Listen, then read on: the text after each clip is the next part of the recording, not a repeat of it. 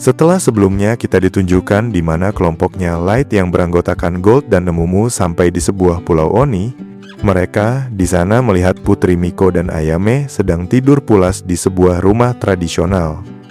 Dan yang selanjutnya, Light, Gold, dan Nemumu menghampiri Putri Miko dan Ayame yang sedang tidur itu dengan tatapan serius. Pada chapter 182 ini, kita diperlihatkan flashback dari Putri Miko ketika masih bocil dulu. Terlihat di sana, Putri Miko sedang berada di sebuah padang bunga yang sangat besar. Dulunya, Putri Miko ternyata sering ke tempat itu bersama ibunya. Lalu tiba-tiba ada suara yang terdengar di belakang Putri Miko. Dia pun langsung sadar dengan suara itu dan nengok ke belakang. Ternyata suara tadi adalah sebuah kenangan saat Putri Miko masih kecil, yang mana dia sedang bermain dengan ibunya dan membuat sebuah mahkota menggunakan bunga.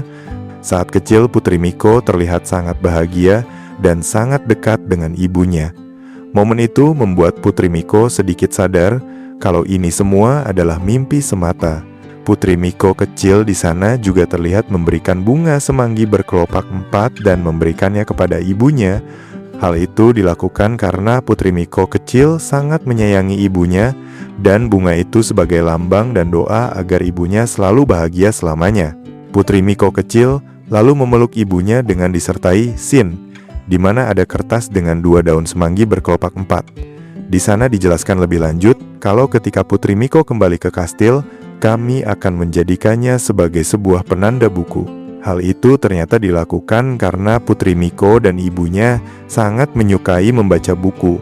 Selain itu, dia bilang, sekarang aku bisa selalu bersama Ayame. Putri Miko sempat mewek karena saking senangnya bisa melihat ibunya tersenyum lagi. Tapi sayangnya, ada suatu hal yang sedikit mengganjal di sana. Hal yang mengganjal itu adalah dia tidak bisa melihat lagi senyuman di wajah ibunya secara langsung. Selain itu, dia juga nggak bisa dengar suara ibunya. Jadi saat ini Putri Miko ngerasa kayak hampa banget dan bingung dengan ingatannya yang aneh. Sin kembali ke sebuah ruangan di mana di sana Putri Miko dan ibunya sedang tidur. Putri Miko melihat ibunya yang tiba-tiba terbangun dengan sedikit mewek karena suatu hal. Ternyata ibu Putri Miko sedang menangis. Karena dia tidak ingin meninggoy, ibunya terus mengulangi kalimat itu berkali-kali. Putri Miko kecil yang terlihat baru bangun juga bingung dengan apa yang terjadi dengan ibunya. Karena tiba-tiba ibunya nangis tanpa sebab, malahan Putri Miko kecil mengira ibunya sedang sakit. Ibunya yang gak tega lihat Putri Miko kecil menangis, langsung berbalik dan memeluk Putri Miko kecil. Momen haru itu berlangsung beberapa saat dan sangat haru. Putri Miko yang melihat momen haru itu hanya terdiam tanpa ekspresi. Dia berpikir bahwa saat itu dia nggak tahu apa yang sebenarnya ibunya takutkan. Tapi di posisi saat ini, Putri Miko akhirnya paham apa yang dirasakan ibunya saat itu. Sin lalu berpindah di momen ketika adiknya Putri Miko yaitu Ayame lahir. Di sana Putri Miko kecil terlihat sangat bahagia dengan lahirnya Ayame. Putri Miko juga melihat kalau Ayame kecil itu lucu banget. Putri Miko kecil mencoba ngobrol sama adiknya dengan memperkenalkan diri sebagai kakaknya. Putri Miko kecil juga bilang mulai sekarang sebagai kakak dia akan melindungi Ayame dengan baik. Putri Miko kecil juga bilang ke ibunya kalau dia akan melakukan yang terbaik sebagai seorang kakak.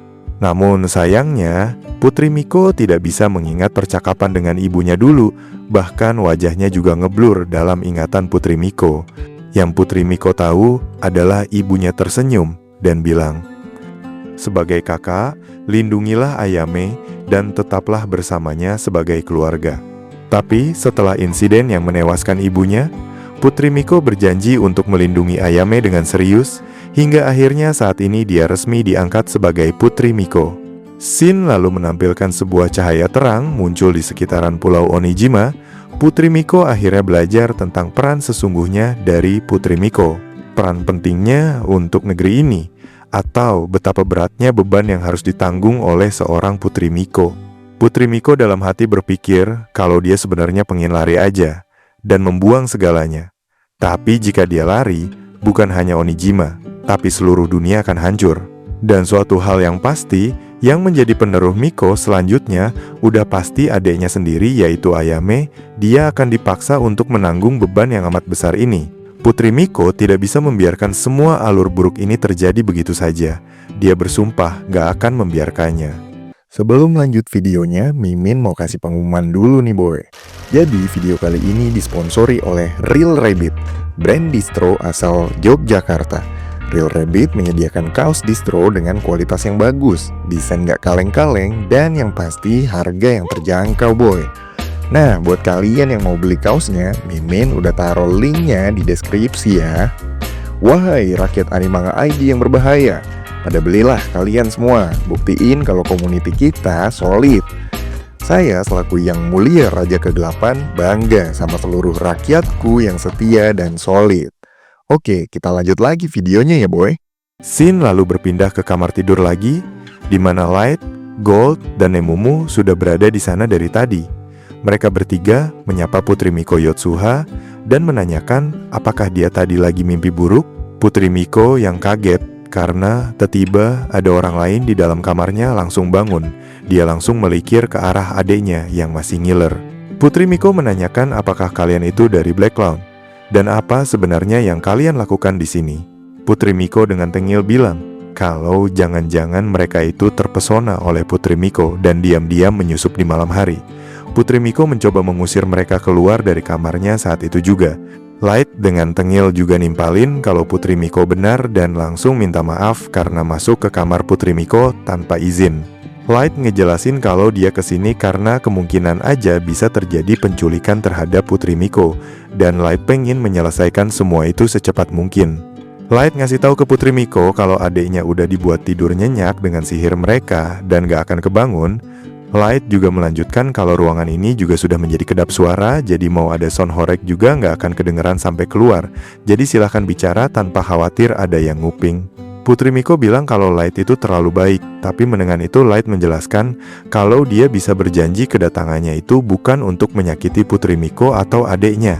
Light ngejelasin kalau dia tadi gelut sama penjaga keluarga Kamijo dan berhasil kabur, dan akhirnya sampai sini dah.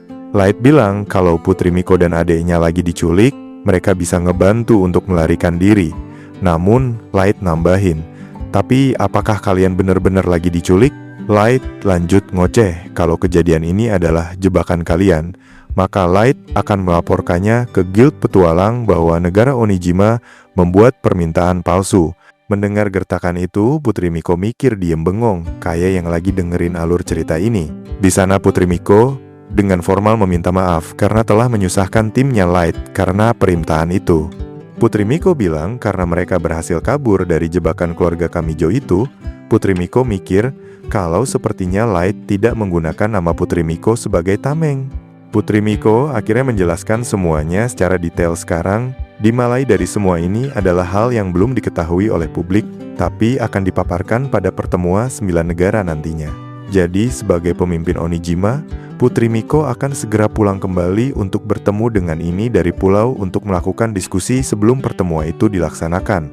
Putri Miko bilang ke Light dan timnya kalau alasan kalian disuruh buat nemenin dia adalah sebagian karena alasan Guild Petualang doang, dan sebagian lain karena alasan Putri Miko yang merencanakan penculikan palsu ini agar semua orang gak lagi fokus sama Putri Miko dan adiknya.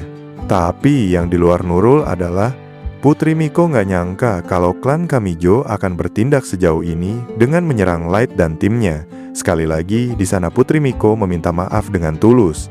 Light akhirnya angkat bicara dengan bilang kalau itu semua ternyata cuman pura-pura doang ya. Light nanyain lagi kenapa seorang putri memerlukan semua ini.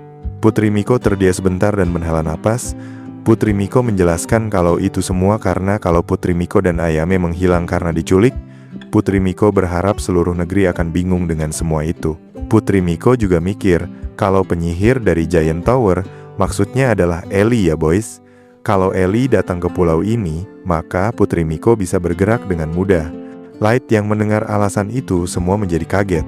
Yups, itulah akhir dari pembahasan Mangan Mugen Gacor pada chapter 182 ini boys. Selanjutnya Yang Mulia akan lanjut lagi minggu depan kalau mangganya juga udah update ya. So, stay tune terus ya. Jangan lupa cek community post Animanga buat tahu update pembahasan lainnya.